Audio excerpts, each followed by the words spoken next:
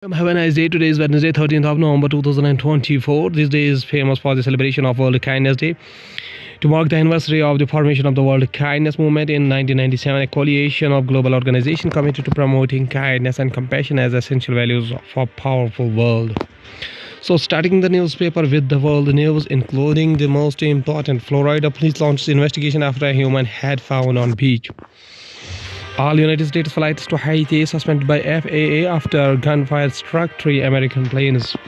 Ex-United States spy John Radcliffe picked by President-elect Trump to lead CIA. Pentagon Secretary leaker Jack Teixeira gets 15-year prison term for leaking classified documents.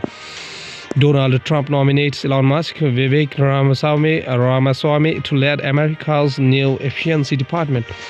Explosion in Louisville leaves 11 people injured. Shelter-in-place order issued for hazardous materials incidents. Now, briefly, with the Hindu newspaper states that Booker Prize 2024 British writer Samantha Harvey wins for the space station novel Orbital. Samantha Harvey at the Booker Prize Award dinner in London with the Harris Award-winning book Tuesday, November 12, 2024.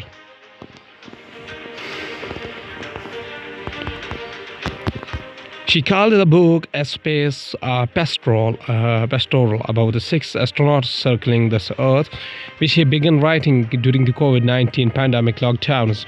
British writer Samantha Harvey won the Booker Prize for the fiction on Tuesday, November 12, 2024, with Orbital, a short wonder-filled novel set aboard the International Space Station.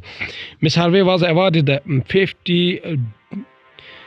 50,000 euros, that is rupees 53.7 lakh prize for what she has called a space pastoral about 6 astronauts circling the Earth, which she began writing during COVID-19 pandemic lockdowns. The confined characters loop through 16 sunrises and 16 sunsets over the course of a day, trapped in one another's company and transfixed by the globe's fragile beauty. Prime Minister Narendra Modi to visit Nigeria, Brazil, Guyana from November 16. The Prime Minister of India, Narendra Modi, is expected to meet several leaders on the sidelines of the G20 summit in Brazil. PM Narendra Modi will be visiting Nigeria, Brazil and Guyana from November 16, 2024, Ministry of External Affairs said in a statement on Wednesday, 13, 2024. At the invitation of the President of Federal Republic of Nigeria, H.E. Bola Ahmed Tinubu, Mr. Modi will visit Nigeria on November 16-17. This will be the first visit by a Prime Minister of India to Nigeria in 17 years. During the visit, the Prime Minister is scheduled to hold a tax review at the strategic partnership between India and Nigeria and discuss the further avenues to enhance the bilateral relationship. He will also address a gathering of Indian community in Nigeria. India and Nigeria have been strategic partners since 2007. With the growing economic, energy and defense collaboration, more than 200 Indian companies have invested over $27 billion in important sectors in Nigeria. India and Nigeria also share a strong development cooperation partnership, the Ministry of External Affairs said. Modi will later travel to Rio de Janeiro from November 18 to 19 to attend the G20 summit hosted by the President of the Federative Republic of Brazil, Luiz Inacio Lula da Silva. India is a part of the G20 Troika, along with the Brazil and South Africa, and had been actively contributing to the ongoing G20 summit discussions. The Ministry of External Affairs added, during the summit, the Prime Minister will put forward India's positions on various issues of global importance. Now, going to the Hindustan Times newspaper, stated that Supreme Court on bulldozer action, no demolition without following guidelines, 15-day notice. Bulldozer Justice hearing the Supreme Court on Wednesday directed that no demolition should be carried out without a prior 15-day notice to the owner of the property. The Supreme Court said the notice shall be served upon the owner by registered post and fixed on the outer portion of the structure. The notice shall contain the nature of unauthorized construction, details of the specific violation, and grounds for demolition. The demolition has been videographed, and violation of the guidelines will invite the contempt. Modi accuses Congress of speaking Pakistan's language on Article 370. Prime Minister Narendra Modi launched a sharp attack on the Congress at three rallies across the Maharashtra on Tuesday, accusing the opposition party of alleging the Pakistan's stance by advocating for the restoration of Article 370 in Jammu and Kashmir. During a rally at Pune's SP College ground, Modi asserted that Article 370 had been permanently abolished under the government. Modi's rallies in Pune, Solapur and Chumur were aimed at bolstering support for the Bharatiya Janata Party BJP-led Mahayuti alliance ahead of the Maharashtra Assembly elections, for which 288 constituencies will vote on the November 20 in a single phase. After arriving in Pune, Modi held a roadshow and rode to the venue of the public meeting. During a rally at Pune's SP College ground, Modi asserted that Article 370 has been permanently abolished under his government. Nobody can bring back Article 370. It is buried deep in the ground, Modi said at a rally also attended that by Deputy Chief Minister and Nationalist Congress Party Chief Ajit Pawar. Now, going towards the economy of the country from the business point of view, stock market opens lower at high October inflation issues, rate cut hopes. Foreign investors have sold $14 billion of Indian stocks over the last 32 sessions through the Tuesday as they move to China and after the Beijing's stimulus measures. 10 of the 13 major sectors declined at the open, with the small and mid caps are losing 0.7% and 0.5% respectively.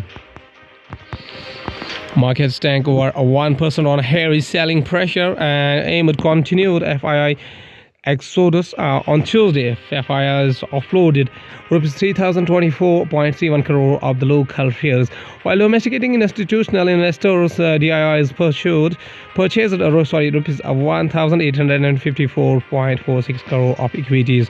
The domestic equity market witnessed heavy selling pressure on Tuesday, with the Sensex and the Nifty falling over 1% each on continued sell-off by foreign institutional investors, FIIs, and concerns over the rising United States dollar. Nifty fell for the fourth consecutive session on Tuesday and closed at the lowest in 4.5 months amidst dull buying interest, which failed to offset the FPI sales.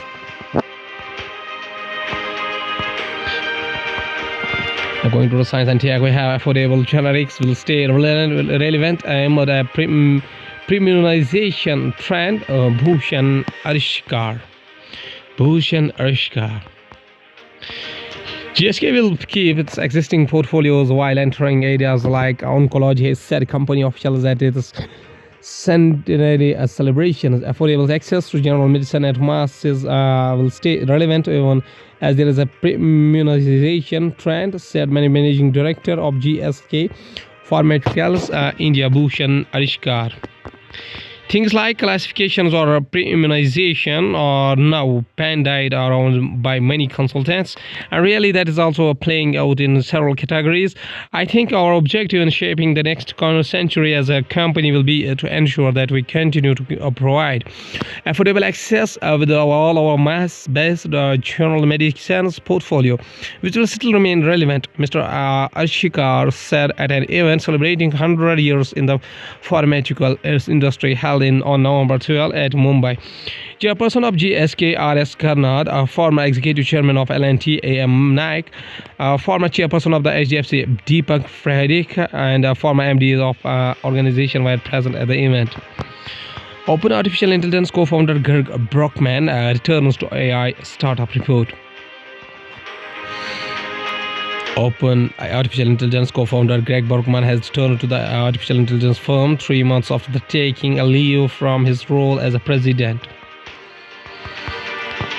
His return comes after a series of departures at Open Artificial Intelligence, including its former chief technology officer Meera Murati. OpenAI co-founder Greg Brockman has returned to the artificial intelligence startup 3 months after taking a leave from his role as a president. Bloomberg News reported on Tuesday, citing a person familiar with the matter, said Brockman has been working with the CEO Sam Altman on creating a new role for him to focus on a significant technical challenges, the report said, citing an internal memo. His return comes after a series of departures at Open Artificial Intelligence, including its former chief technology officer Mira Murati. OpenAI and Brockman did not immediately respond to Reuter's requests for comment. At last, a flood hit towns in Spain, braced for another storm. A general view of the debris and sludge filled Barranco del Puyo ravine as it passes through the town of Catalonia, which was seriously affected due to the severe flooding in Valencia, Spain, November 11, 2024. 2 weeks after the first floods in the Spain as a modern history, its National Weather Service issued an alert for torrential rains in the same area. Flood hit town near the eastern city of Valencia, were rushing on November 12 to clear the sewage system of mud and debris, pile sandbags, and cancel school classes as they prepared for another approaching storm. 2 weeks after the worst floods in Spain modern history killed more than 200 people, National Weather Service AEMET issued an orange alert, the second highest for a strong or torrential rain is expected on Wednesday in the same area. AEMET forecast as much as 120 mm of rain in 12 hours. While the storm is not expected to be powerful, it could be devastating for the towns that are still recovering. The impact of the rain could be severe because of the quantities of mud already on the ground and because of the condition of the sewage system. Rosa Torres, a spokesperson for Valencia's emergency committee, told the reporters. At last, there's a famous quotation by a famous social reformer, political leader, Bhimrao Ramji Ambedkar. Dr. B.R. Ambedkar, whose birth anniversary is 14 April 1891 after 6 December 1956, was an Indian jurist, economist, social reformer, and a political leader who headed the committee drafting the Constitution of India from the Constituent Assembly debate, served as the Law and Justice Minister in the first cabinet of the Jawaharlal Nehru, and inspired by the Dalit Buddhist movement after the renouncing Hinduism. After graduating from the Elphinstone College, University of Bombay, Ambedkar studied economics at Columbia University and the London School of Economics, receiving the doctorates in 1927 and 1923 respectively, and was among a handful of the Indian Institute students to have done so at either institution. In the 1920s, he also trained in the law at Gray's in London. In his early career, he was an economist, professor, and a lawyer.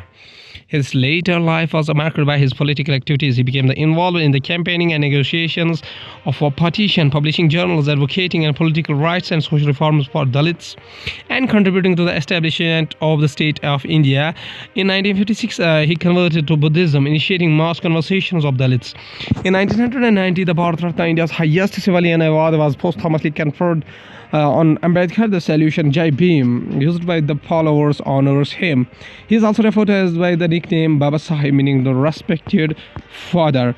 Dr. B.R. Ambedkar says a very famous quotation. He says that, "I like the religion that teaches liberty, equality, and fraternity."